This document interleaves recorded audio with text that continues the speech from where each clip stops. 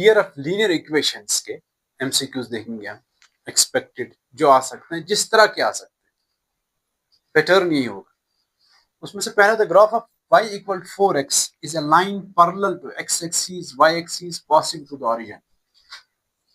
y equal to 4x एक linear equation in two variables है, इसका ग्राफ किस तरह का आएगा, ठीक है ना। अब देखो y equal to 4x, graph हमेशा पहले सॉल्यूशंस देखे जाते हैं। अब x को वैल्यू कोई पुट करो, x ले लो 0, आप y आएगा, इसमें x का वैल्यू पुट किया 0। आपको याद होगा वहां हम जब सॉल्यूशंस निकालते थे, एक कोई वेरिएबल एक साइड में रखते थे, बाकी सब RHS में रखते थे। यहाँ तो पहले से ऐसा किया हुआ है कि फिर जो RHS में होता था बाकी कॉन्स्टेंट्स के साथ, बाकी टर्म्स के साथ, उसको वैल्यू सब्स्टिट्यूट किए जाते थे। जैसे यहाँ x के साथ कोएफिशिएंट 4 है, y अकेला है, इस x को वैल्यू सब्स्टिट्यूट करते हैं, पहले हम 0 देते हैं, फिर ये सारी इक्वेशन इस तरह आएगी, y is equal 4 into 0। y is equal 4 into 0 0 होता है, तो जब हम x 0 रखेंगे y उस वक्त 0 आएगा।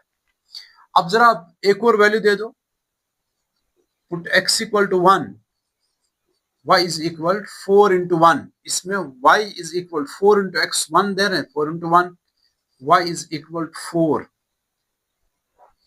ऐसे ही x 2 दे दो वैल्यू आप इस इक्वेशन में, y is equal 4 into 2, y is equal to 8।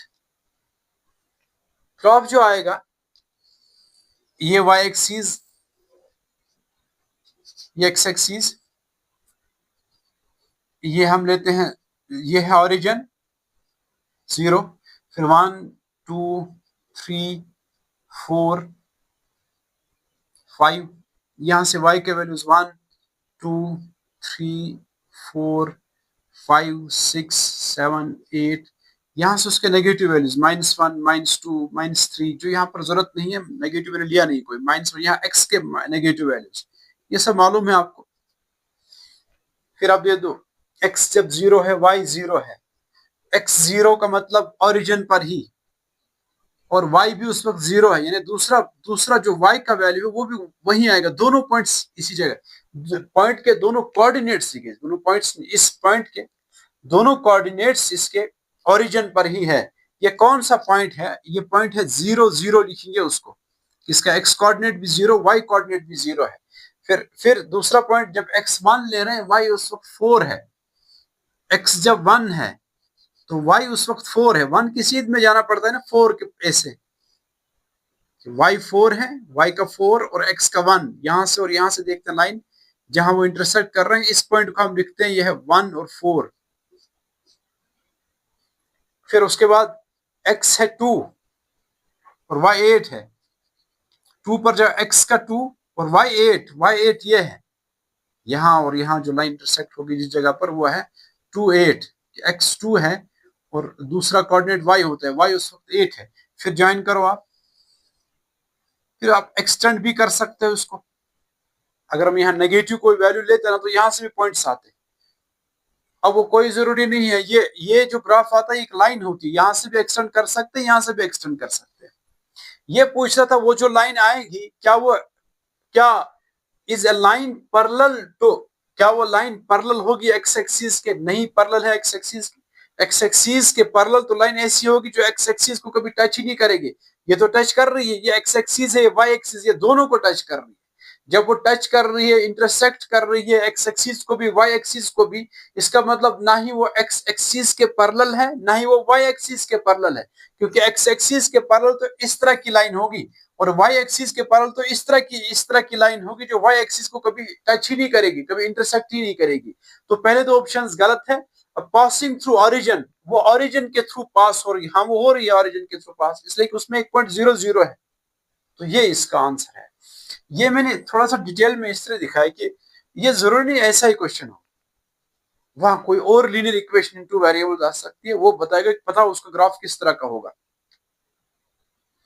वो एक्सिस के पैरेलल होगा, वो ठीक है, वो ओरिजिन के थ्रू पास होगी, कोई भी इस तरह का क्वेश्चन वो पूछेगा, ठीक है ना। फिर उसके बाद हम दूसरा देखते हैं,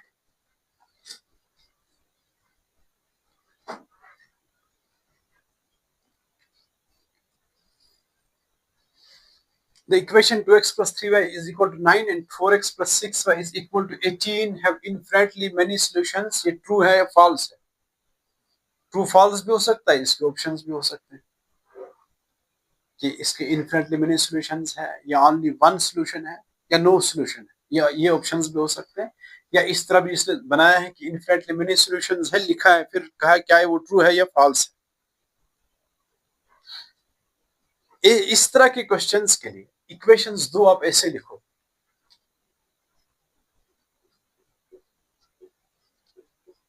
इक्वेशंस कुछ भी आ सकती है, और ये ऐसे ऐसा तो जरूरी आएगा ना, ये अलग अलग तरीकों से दो तीन ऐसे क्वेश्चंस पूछ सकते हैं, ठीक है ना, कि कंसिस्टेंट इनकंसिस्टेंट, कंसिस्टेंट डिपेंडेंट है, वो भी हो सकता है, ठीक है ना, लाइंस इंटरसेक्टिंग आएंगी या लाइंस पैरेलल होंगी या लाइंस कोइंसाइड करेंगी, दूसरे तरीके से पूछ सकते हैं। फिर सॉल्यूशंस का पूछ सकते हैं कि इनफिनिटली मेनी सॉल्यूशंस है या नो सॉल्यूशन है या ओनली वन सॉल्यूशन, तीन तरीकों से पूछ सकते हैं ये, ठीक है ना। मैं तीनों यहां से बताऊंगा आपको। ऑप्शंस मैंने आपको बताए, कभी ऑप्शंस होंगे इनफिनिटली मेनी सॉल्यूशंस, दूसरा ऑप्शन होगा नो सॉल्यूशन, तीसरा ऑप्शन होगा ओनली वन सॉल्यूशन, ये होगा सॉल्यूशन। फिर कभी ऐसा हो सकता है कि ये दो सिस्टम ऑफ इक्वेशंस, ये दो सिस्टम, इन दो इक्वेशंस का सिस्टम, पहला ऑप्शन होगा कंसिस्टेंट है, इनकंसिस्टेंट है, कंसिस्टेंट डिपेंडेंट है, या नन ऑफ द, वो ये हो सकता है। एक ही क्वेश्चन में ये हो सकता है दूसरी तरह से, ठीक। या हो सकता है कि इन दो इक्वेशंस की जो जो ग्राफ आएगा, क्या वो इंटरसेक्टिंग होगा, क्या वो पैरेलल होगा, क्या वो कोइंसाइड करेगा। आप समझ गए, इस तरह के ऑप्शंस होंगे। इक्वेशन कोई भी हो सकती है, यहां इसलिए ये दिए है। आपको इसमें चेक क्या करना है, आपको ये चेक करना है कि देखो a1x plus b1y plus c1 is equal to 0, ये आपको याद करना है। फिर दूसरी इक्वेशन क्या होती थी, a2x plus b2y plus c2 is equal to 0, यह है system of equation in two variables, linear equations in two variables का सिस्टम, दो इक्वेशंस का। इसमें हम चेक करते थे कोफिशिएंट्स से। अगर आपको याद हो कि अगर a1 बाई a2 बराबर नहीं आ रहा है b1 बाई b2 के, तो उस वक्त हम ये कहते थे कि सिस्टम कंसिस्टेंट है। पहली बात, मतलब इसका जो ग्राफ आएगा इन दो इक्वेशंस का, इसकी एक लाइन आएगी, इसकी एक लाइन आएगी, दोनों लाइंस इंटरसेक्टिंग होगी, यानी ग्राफ होगा इंटरसेक्टिंग, लाइंस इंटरसेक्टिंग होगी, या कंसिस्टेंट होगा। कभी अगर ऑप्शंस इस तरह के होंगे, कंसिस्टेंट है इनकंसिस्टेंट है, तो कंसिस्टेंट होगा अगर इस तरह होगा। या अगर पूछा होगा लाइंस किस तरह की है, तो हम कहेंगे इंटरसेक्टिंग है। वो पूछेगा पैरेलल है या इंटरसेक्टिंग है या कोइंसाइड कर रही है, हम कहेंगे इंटरसेक्टिंग है, इस एक केस में। या वो पूछेगा कि सॉल्यूशंस कितने हैं, वन है, इनफिनिटली मेनी है, या नो सॉल्यूशन है, इसमें हम कहेंगे वन सॉल्यूशन है। जब इस तरह हो, ये कंसिस्टेंट है, लाइन इंटरसेक्टिंग है, और इसका एक सॉल्यूशन है। समझ रहे हैं आप? ऑप्शंस इस तरह की, या कंसिस्टेंट, इनकंसिस्टेंट, और फिर कंसिस्टेंट डिपेंडेंट होगा, हम इसको टिक देंगे।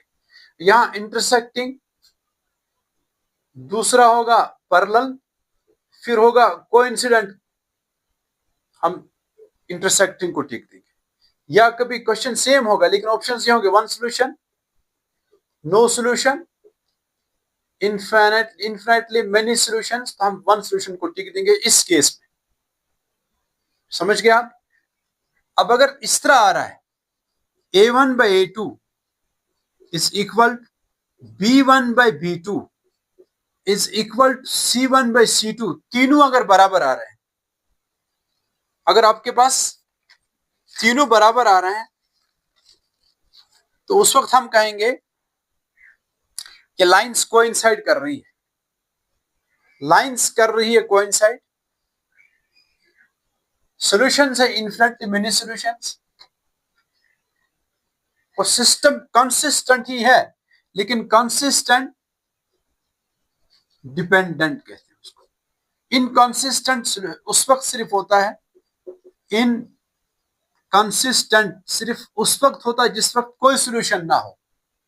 जब सॉल्यूशन है एक ही है तो कंसिस्टेंट, बहुत सारे हैं तो उस वक्त कंसिस्टेंट डिपेंडेंट। और कोफिशिएंट्स की रिलेशन ये है कि a1/a2, b1/b2 और c1/c2 बराबर आ रहे हैं। ठीक है, फिर तीसरा केस ऐसे हो सकता है कि a1/a2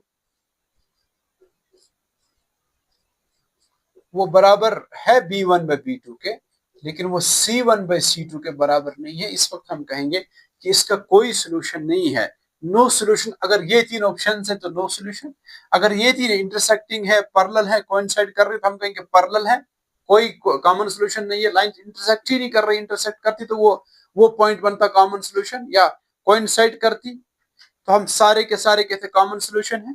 या सिस्टम इन, अगर ये वाले ऑप्शन तीन तो हम कहेंगे सिस्टम इनकंसिस्टेंट है इस वक्त। याद रखा आपने? अब इसमें जरा चेक करो आप, इसमें क्या होगा। अब देखो a1/a2, a1 क्या है?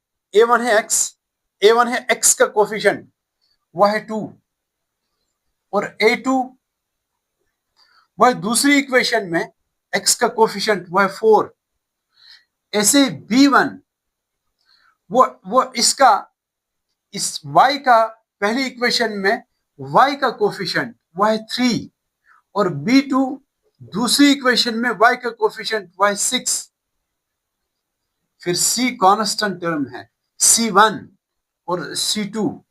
देखो c1 असल इक्वेशन, जनरल फार्मूला ये है, जनरली इक्वेशन को ऐसे लिखा जाता है। उधर c1 यहां है, और यहां जो c1 है यानी कांस्टेंट टर्म वो इक्वेशन के इस साइड में है।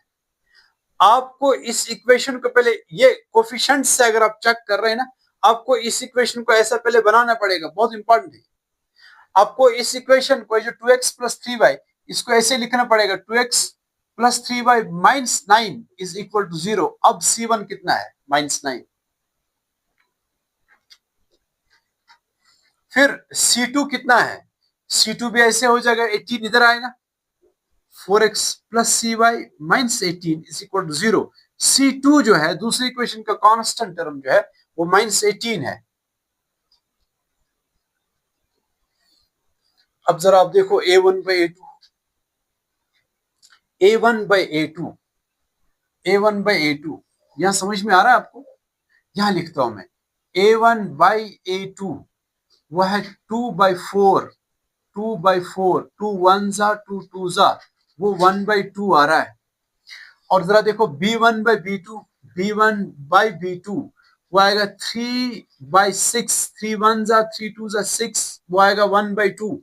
a1/a2 और b1/b2 सेम आ रहा है, वही इसका मतलब पहला केस ये नहीं है, सिस्टम कंसिस्टेंट नहीं है, या सिस्टम जो लाइंस इनकी आएंगी वो इंटरसेक्टिंग नहीं होंगी। ठीक, या सॉल्यूशंस की बात करेंगे, इसका वन सॉल्यूशन नहीं है, ये इन दो में से कोई है। a1/a2 b1/b2 सेम है, इसमें भी a1/a2 b1/b2 सेम है, लेकिन आगे आप डिसाइड करेगा c1/c2। अगर c1/c2 भी बराबर होगा तो ये केस है कौन सा? ये कंसिस्टेंट डिपेंडेंट है। कंसिस्टेंट डिपेंडेंट यानी लाइंस आएंगी पैरेलल, कंसिस्टेंट डिपेंडेंट पैरेलल नहीं आएंगी, लाइंस लाइंस कोइंसाइड करेंगी, कोइंसाइड करेंगी, एक दूसरे के ऊपर आएंगी, और इनफिनिटली मेनी सॉल्यूशंस होंगे उसके। अगर ऐसा आ रहा है, तीनों बराबर अगर आ रहा है, सिस्टम कंसिस्टेंट है लेकिन डिपेंडेंट, कंसिस्टेंट डिपेंडेंट, और फिर लाइंस लाइंस क्या आ रही है? लाइंस आ रही है पैरेलल, और सॉल्यूशन कितने हैं? सॉल्यूशन इसके इनफिनिटली मेनी सॉल्यूशंस है। ठीक है, अगर c1/c2 भी बराबर आ रहा है। हम जरा चेक करें c1/c2, अब देखो इसी का c1/c2, c1 कितना है? -9, और c2 कितना है? -18। पहले माइनस माइनस साइन कैंसिल होगा, 9 1 जा 9 2 जा, वो भी +1/2 आएगा, तो वो भी 1/2, A1/A2, B1B2 1/2, C1/C2 भी 1/2 है। तो ये वाला केस है ये, ठीक है। इसके इनफिनिटली मेनी सॉल्यूशंस है। तो यहां तो हम कहेंगे ट्रू है, लेकिन मैं आपको कह रहा हूं कि ये 3 तरीकों से आ सकता है। इसमें हम कहेंगे इनफिनिटली मेनी सॉल्यूशंस को टिक देंगे, और फिर अगर इस तरह होगा कंसिस्टेंट, इनकंसिस्टेंट, कंसिस्टेंट डिपेंडेंट को टिक देंगे। और अगर इस तरह होगा कि इस इनका ग्राफ जो आएगा इक्वेशंस को इंटरसेक्टिंग होगा, पैरेलल होगा या कोइंसाइड करेगा, हम किसको टिक देंगे, वो कोइंसाइड करेगा, ठीक। और फिर सॉल्यूशंस, वो तो मैंने बता दिया कि वो इनफिनिटली मेनी सॉल्यूशंस है। समझ गया इसमें।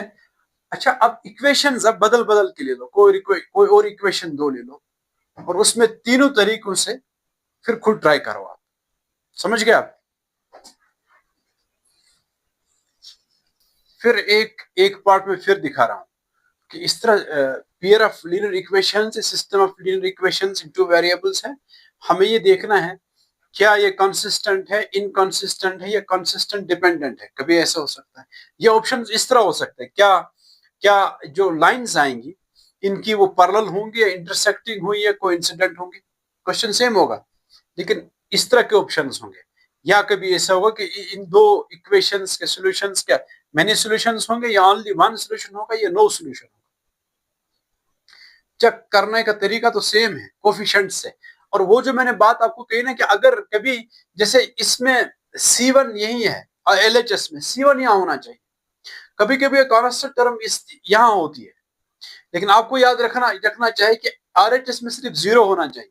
आपको कांस्टेंट टर्म को लेके जाना, जिस तरह मैंने इसे पहले किया था, कांस्टेंट टर्म को लेके जाना है वहां।